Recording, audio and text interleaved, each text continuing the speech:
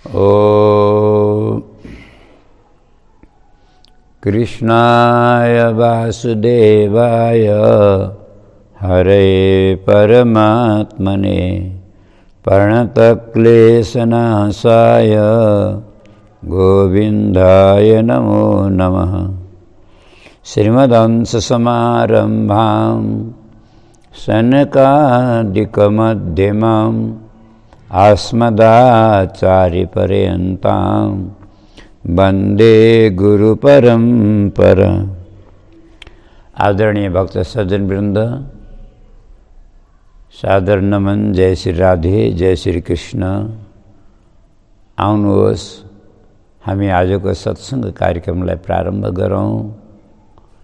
पूर्व प्रसङ्गमा हामीले चित्रकेतु कथालाई श्रवण गर्दै थियौँ। चित्रकेतुका अनन्त धेरै पत्नीहरू थिए, तर पनि सन्तान थिएनन्, जसले गर्दा उनी दुखी थिए। अंगिरा ऋषिको आशीर्वादले यिनकी जेठी रानीबाट एउटा बालक जन्मियो, पर अरू रानीहरूलाई सौतिया डाहा भयो। विष पान गराइदिए। राजा पुत्र शोकमा मूर्छित भए। होसमा आएर धेरै विलाप गरे, करुण क्रन्दन गरे।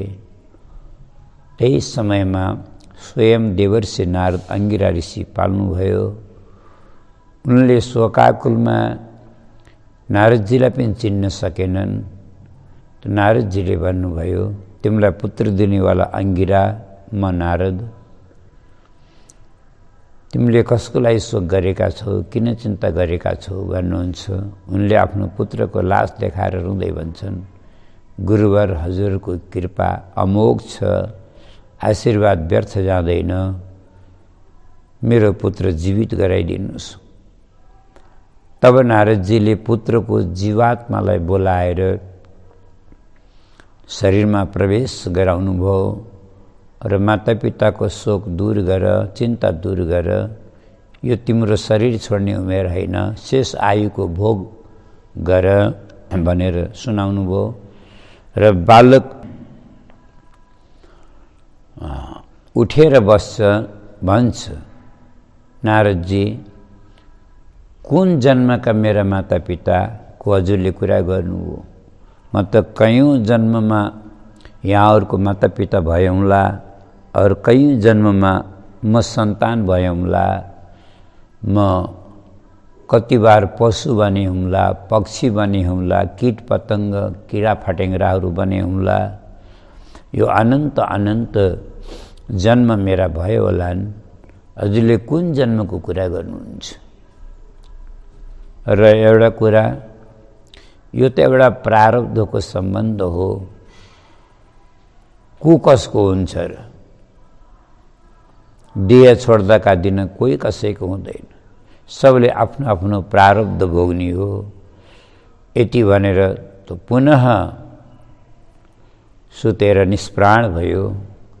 अब चित्रकेतुको मनबाट त्यो पुत्र शोक निस्केर गयो। उनले तुरुन्तै नारदजीको चरण समातेर प्रणाम गरे र बिन्ती गरे, गुरुवर मैले देखेँ संसारको सत्य यही रहेछ, यो संसारको सत्यता यस्तै रहेछ भन्ने कुरा मैले बुझेँ।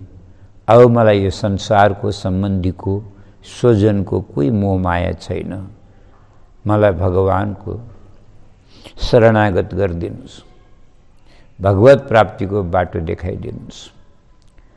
तब नारदजीले चित्रकेतुलाई मन्त्र दिनुभयो, ओम नमस्तुभ्यं भगवते वासुदेवाय धीमहि प्रद्युम्नाय निरुद्धाय नमः संकर्षणाय च। यसलाई संकर्षणी विद्या भन्छन्। भगवान संकर्षणलाई तुरुन्त प्रसन्न गर्ने अद्भुत दिव्य मन्त्र हो। और हामीले पूर्व कथामा श्रवण गरिसकेका छौँ। यही मन्त्र जब नारदजी पूर्व जन्ममा दासी पुत्र हुनुहुन्थ्यो, तो ब्राह्मणका घरमा चौमासा गर्न आएका महात्माले 5 वर्षको बालकलाई यही मन्त्र प्रदान गरेका थिए। केवल 2टा अक्षर फरक छ।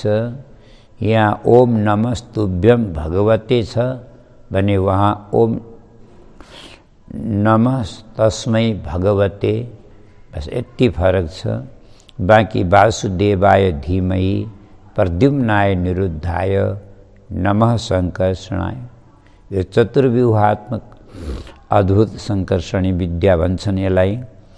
यो मन्त्रको जाप गरेर चित्रकेतुले आत्मैबाट भित्रैबाट भगवानका श्री चरणमा समर्पित भएर भाव विभोल भएर अत्यन्त अनुराग और विश्वासका साथमा मन्त्र जाप गरेको हुनाले 7 दिनमा भगवान संकर्षणको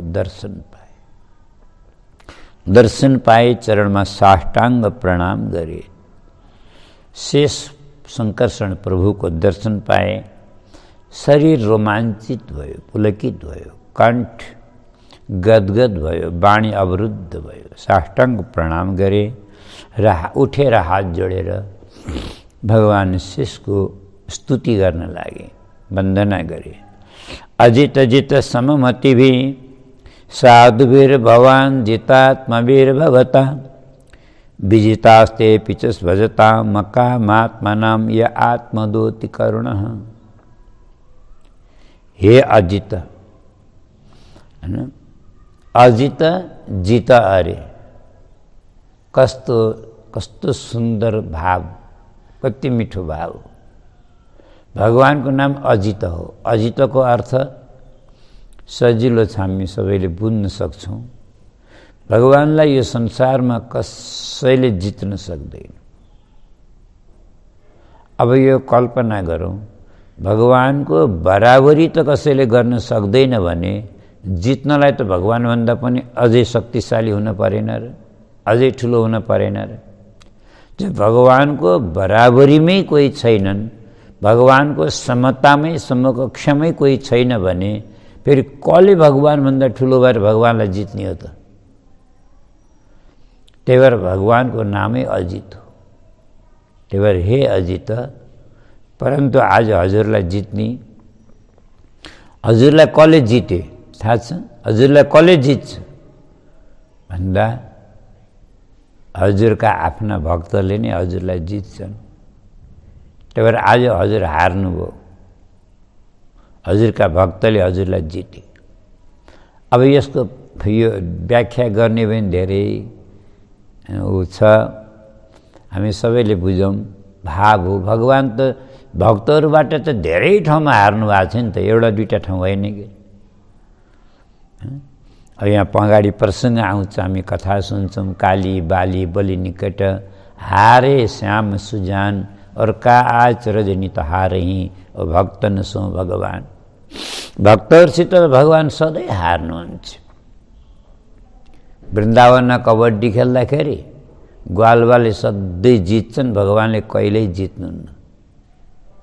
अब यहाँ कल्पना गरौँ हामीले, भगवानले जित्न नसकेर नजितेको होला कि अनि जानिकन नजितेको होला।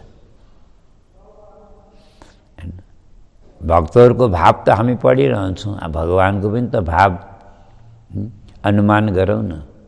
भगवानले सोच्नुहुन्छ यी ग्वालवालाई जित्न भगवानलाई के ठुलो कुरो। तर भगवान बहुत माया गर्नुहुन्छ ग्वालवाललाई। यिनीहरू जिते भने यिनीहरूका मुखमा कस्तो अचम्मको मुस्कान, अचम्मको प्रसन्नता तेज हुन्छ, कति खुसी हुन्छ। अब मैले यिनलाई जितेँ भने बिचरा मलिन मुख लाएर जान्छ, आधेर मुख लाउँछ। त्यही भएर भगवान आफ्ना भक्तलाई प्रसन्न गर्नको लागि, खुसी पार्नको लागि भगवान आफ्नै इच्छाले जानी हार्नुहुन्छ। मान्छे भक्तले भगवानलाई हराएका होइनन्, भगवानले भक्तसित हार्नु भएको, हार्नमा आनन्द आउँछ। त्यही भएर जो भगवानको भक्त छ नि त भगवानबाट यही गुण लिन्छन्। भक्त पनि कहिल्यै कसैलाई जित्न चाहँदैनन्, हारे तो हरिजन भले जितन दो संसार भन्छन् कि नै। हामीले पहिला पनि नि भनिसकेका छौँ यो कुरा हैन। हारे हरि पे जाएंगे और तो जीत जम के द्वार। खैर त्यही भाव हो। अजित जित सममतिभि साधुवीर भवान जितात्मवीर भवता। जो समदर्शी छन्, जितेन्द्रिय छन्, यस्ता सज्जन साधु भक्तहरूले हजुरलाई जितेका छन् प्रभु। हजुरले पनि आफ्नो करुणा, कृपा, अनुग्रह, अनुकम्पा आदि गुणले भक्तहरूलाई आफ्नो वशमा गर्नुभएको छ। जसले निष्काम भावले हजुरको भजन गर्दछन् तिनीहरूलाई हजुरले पनि आफ्नो कृपा, करुणा परवश भई अरू कुरा छोड्नु, आफूलाई आफैलाई पनि दिनुहुन्छ। हजुरले सर्वस्व दिनुहुन्छ। बहुत सुन्दर स्तुति चित्रकेतुले गरे। भगवान शङ्करले चित्रकेतुलाई एउटा वरदान स्वरूप एउटा दिव्य रथ प्रदान गर्नुभयो। यिनले चाहेको आशीर्वाद वरदान दिनुभयो र चित्रकेतु त्यही रथमा बसेर स्वच्छन्द सर्वत्र विचरण गर्दछ। तो भगवानले दिएको विमान हो। अब आफै कल्पना गरौँ हामीले कस्तो होला। जहाँ चितायो र जतिखेर चितायो तुरन्त पुग्न सक्ने यो विमानलाई कोही रोकटोक छैन। कहिले कैलाश मानसरोवर पनि पुग्छ, कहिले स्वर्गमा नन्दनकानन तक पनि पुग्छ। सबै लोकपाल दिक्पालको भ्रमण गरे, लोकहरूको भ्रमण गरेर आउँछ। तो यस्तै क्रममा एक बार चित्रकेतुको रथ आकाश मण्डलबाट जाँदा जाँदा कैलाश पुगेछ, जहाँ भगवान शिव शङ्कर माता पार्वतीलाई आफ्नै काखमा राखेर अगाडि बसेका महर्षिहरूलाई, सन्त महात्माहरूलाई ब्रह्म ज्ञानको उपदेश गर्दै हुनुहुन्थ्यो। उपदेश गर्दै हुनुहुन्थ्यो। चित्रकेतुले माथिबाट देखे। के भन्छन्? एस लोक गुरु साक्षात। लहरत यी लोक जगत गुरु भगवान शङ्करको यो हालत छ।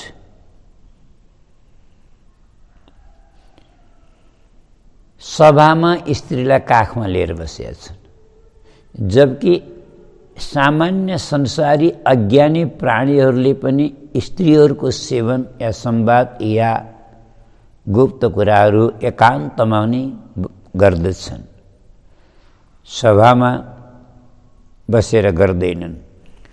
अरे लोक गुरुबाट एस लोक गुरु साक्षात धर्मम वक्ता शरीरिणम। ल्याउनु त धर्मका प्रवक्ता, अरूलाई उपदेश गर्नेवाला, ज्ञान दिनेवाला, ज्ञानदाता जगत गुरु भगवान शङ्कर। आस्ते मुख्य सभायम्बै मिथुनी भुएमा भारे।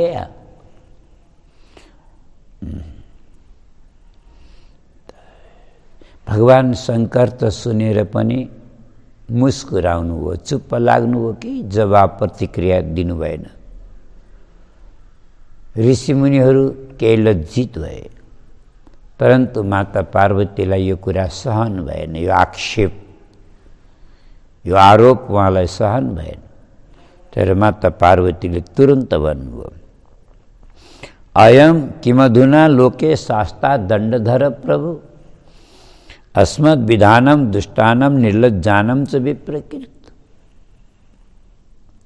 हामीलाई शासन गर्नेवाला, दण्ड दिनेवाला, हामीलाई उपदेश, हामीलाई ज्ञान सिकाउनेवाला आज यो चित्रकेतु भयो। संसारमा अरू कोही रहेनन्। न वेद धर्मम किल पद्म योनि। ब्रह्माजी हुनुहुन्न, न ब्रह्म पुत्रा भृगुनारदाद्या। ब्रह्मका पुत्रहरू भृगु नारदादि कोही छैनन्। हामीलाई ज्ञान सिकाउने, बताउने, अराउने, उपदेश आदेश उपदेश गर्नेवाला। न वै कुमार कपिलो मनुष्य सनकादि ऋषिहरू, कपिल, मनुहरू यी सबै यी धर्मज्ञाताहरू कहाँ गए? यी सबैभन्दा पनि अझै ठुलो भयो यो।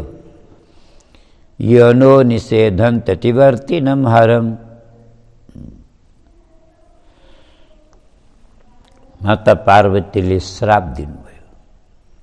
अतः पापीयसीम योनिम आसुरीम याहि दुर्मते। किन?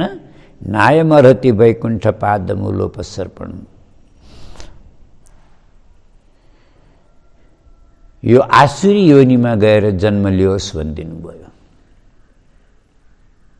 यथे भूयो महतम न कर्ता पुत्र किल्बिसु। चित्रकेतु तुरन्त तल उत्रेर आए, हात जोडेर माता पार्वतीको चरणमा प्रणाम गरे। उनले तुरन्त निवेदन गरे, माता क्षमा गर्नुहोस्, मैले हजुरको महिमा बुझ्न सकेन, मैले जान्न सकेन, हजुरलाई मैले आरोप लगाएँ, मलाई क्षमा गर्नु। मैले जो अपराध गरेँ, हजुरहरूलाई अपमान गरेँ, त्यसको लागि म क्षमा चाहन्छु। हजुरले यसो श्राप दिनुभयो, त्यसको लागि त म सहर्ष हात जोडेर त्यो श्रापलाई म स्वीकार गर्छु, सिरोपर गर्छु। म आसुरी योनिमा जान तयार छु माता। मैले गरेका अपराधको म फल भोग्न खुसी खुसी तयार छु। पर मैले हजुरलाई जो आलोचना गरेँ, आक्षेप विक्षेप गरेँ, मैले अपशब्द कटुवचन मैले प्रयोग गरेँ, त्यो मेरो मूर्खतालाई, मेरो अज्ञानलाई हजुरले क्षमा गरिदिनु होला।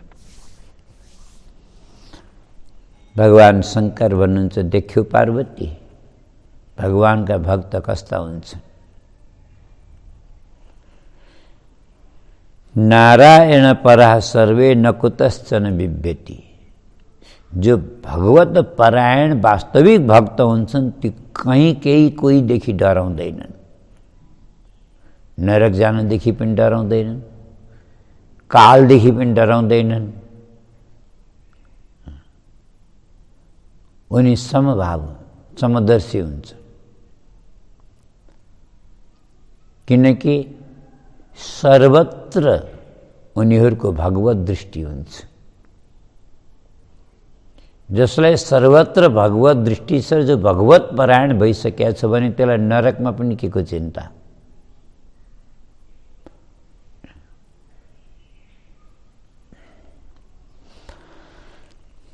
स्वर्ग पवर्ग नरके स्वपि तुल्यार्थ दर्शी नारी। जो भगवत परायण वास्तविक भक्त कस्ता हुन्छन्? चाहे स्वर्ग होस्, चाहे अपवर्ग होस्, चाहे नरक होस्, अथवा कुनै पनि लोक धाम संसार किन होस्, नरकै किन नहोस्, उनीहरूलाई न हर्ष न विषाद, न दुख न सुख, अपि तुल्यार्थ दर्शी नारी।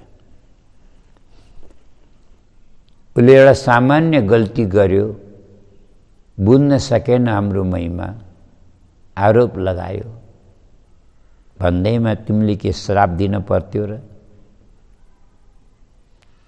पार्वती माताले भन्नु, हाँ भगवान, मलाई पनि पश्चाताप भएको छ। मैले श्राप त दिइहालेँ, यसलाई आसुरी योनि त अवश्य प्राप्त हुन्छ, किनकि मैले मेरो वचन मिथ्या हुँदैन। परन्तु स्वामी, म यसलाई वरदान पनि दिन्छु। यो असुर भए पनि कुनै माताका गर्भबाट यसको जन्म हुने छैन। यो अग्निकुण्डबाट प्रकट हुनेछ र त्यो आसुरी योनिमा पनि भगवत भक्ति व्यर्थ जाने छैन। यो भगवानको परम भक्त हुनेछ र यसले शाश्वत धाम प्रभुको प्राप्त गर्नेछ। यो मेरो वरदान। अब हामीले कुरो बुझे हौँला, ठुला ठुला योगीहरूको पनि मन विचलित हुन्छ, चञ्चल हुन्छ। अनुकूल प्रतिकूल परिस्थितिको त कुरा छोडौँ, प्रतिकूल परिस्थितिमा त मन भट्कन्छ सो भट्कन्छ, पर अनुकूल परिस्थितिमा पनि यो मन भगवानमा लाग्दैन भने यस्तो रणभूमिमा जसका भुजाहरूमा चोट लागेको छ, पेट फाडेको छ, तर पनि भगवानको दिव्य याद स्तुति गरिएको छ, प्रभुको स्मरण भएको छ। यो विलक्षण यस्तो भक्ति कहाँबाट आयो? त्यो माता पार्वतीको श्राप और वरदान, यी दुवै भगवानको भक्तिमा सहायक भए। त्वष्टाको दक्षिणाग्निबाट प्रकट भए, भले आसुरी स्वभावका भए यिनी। असुर कुलमा जन्मेनन्, आसुरी स्वभावका भए। आसुरी स्वभावका भए, देवताका शत्रु भए। देवताका शत्रु हुनलाई नै असुर बने हैन। सुरको विपरीत असुर त हुन्छ। तर भगवानको भक्ति, भगवानको भक्ति त हेर्नुहोस्, जसले पनि गर्नुहोस्। विभीषण पनि त राक्षस कुलमा जन्मे, परम भक्त भए। बलि पनि त दैत्य कुलमा जन्मे, कस्ता भक्त भए। प्रहलादको कुरा त्यस्तै, आसुरी स्वभावका भएर पनि, असुर भएर पनि इनको भगवानमा अद्भुत दिव्य भक्ति लाग्यो। भले भक्तवत्सल भगवानको। अब अगाडि अदिति माताले, दितिले एक बार महर्षि कश्यपको धेरै सेवा गरिन्, दिनरात खटेर सेवा गरिन्। दिति माताको सेवाले महर्षि कश्यप प्रसन्न हुनुभयो र के भन्नुभयो? वरम्बरयवा मोरु प्रीतस्ते हम निन्दिते, स्त्रिया भर्तरि सुप्रीते कह काम ये चागम। तिमीले मेरो दिनरात खटेर, अहोरात्र खटेर मेरो बहुत सेवा गर्यौ। हे दिति, म तिम्रो यो सेवा शुश्रूषाले म अत्यन्त प्रसन्न छु। तिमीले मसित कोही वरदान माग।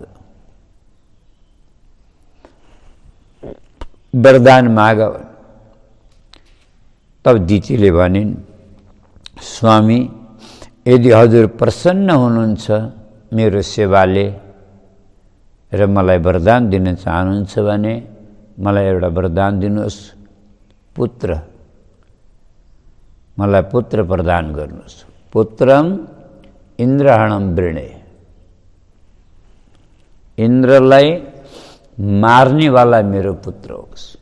किनकि दितिका दुवै पुत्रको देवताहरूले भगवानको सहायताद्वारा वध गराए।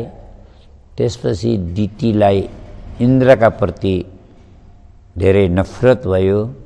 ए इन्द्रका कारणले गर्दा मेरा पुत्र मरेका हुन् भन्ने त्यस्तो सोचिन् र उनले पुत्रम इन्द्रहणम वृणे, इन्द्रलाई मार्नेवाला मेरो पुत्र होस् भनेर वरदान मागिन्। महर्षि कश्यप दङ्ग पर्नुभयो।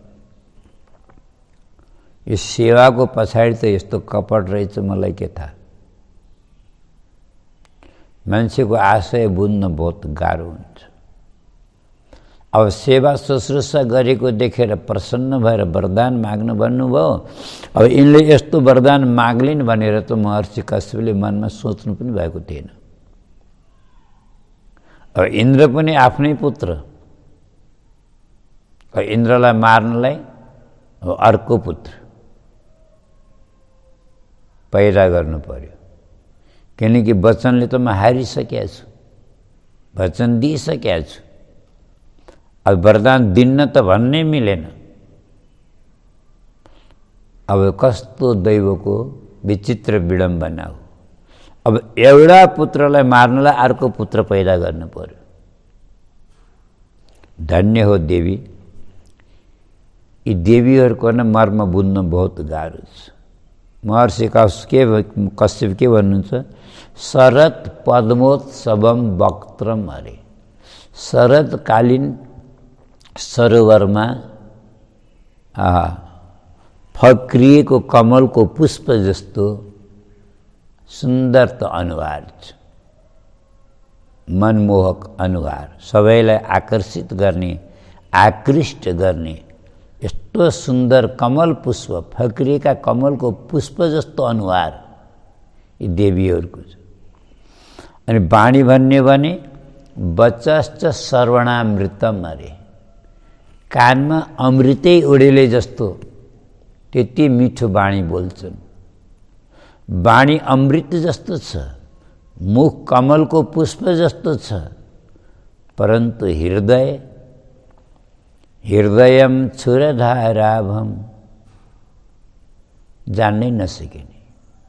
हृदय त छुराको धार जस्तो छ। स्त्रीणामको वेद चेष्टितम। अब दितीलाई यति माया गर्नुहुन्थ्यो, प्रसन्न भएर वरदान माग्न भन्नुभयो, पर दितीको आशय देख्दाखेरि त उहाँलाई भित्रैभित्र एकदमै नफरत भयो।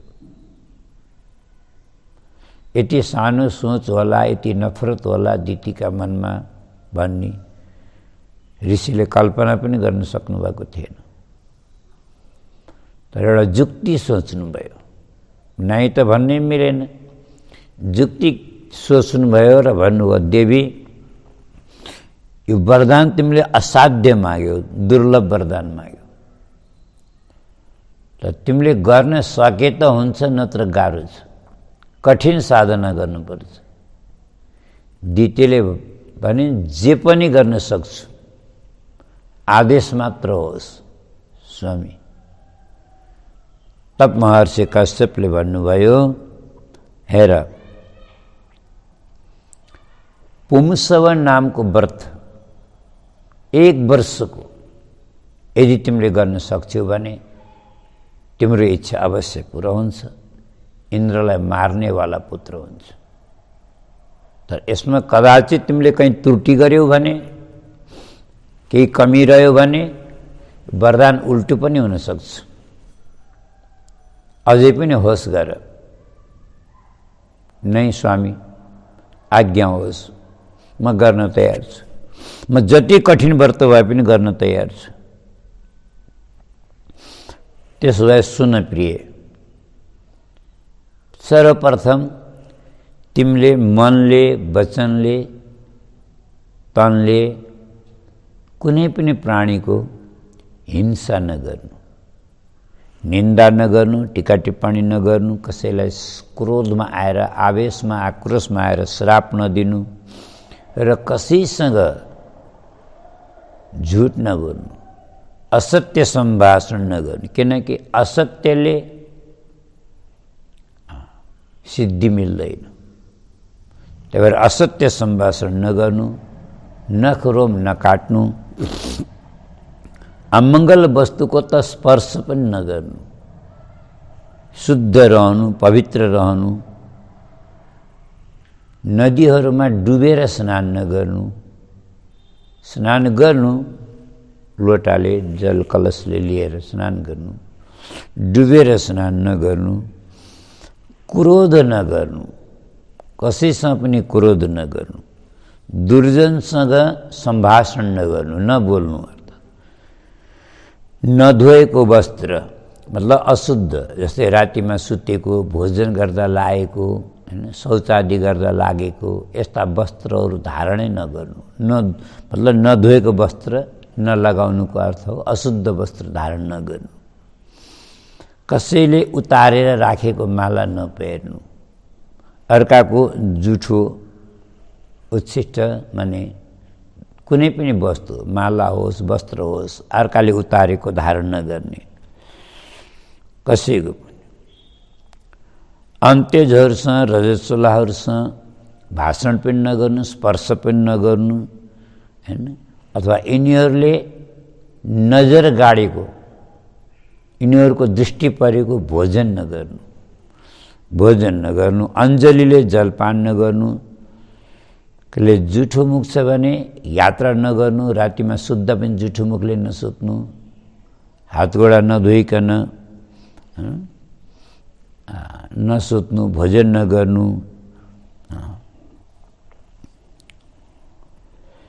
प्रातःकाल उठेर गाई ब्राह्मणहरू दर्शन पूजन, लक्ष्मीनारायणको आराधना पूजा गर्नु, सौभाग्यवती स्त्रीहरूलाई आभूषण आदि सम्पूर्ण सामग्रीहरूले पूजन गर्नु, भोजन गराउनु सकिन्छ दम्पति ब्राह्मणलाई, मन्त्रको जप गर्नु।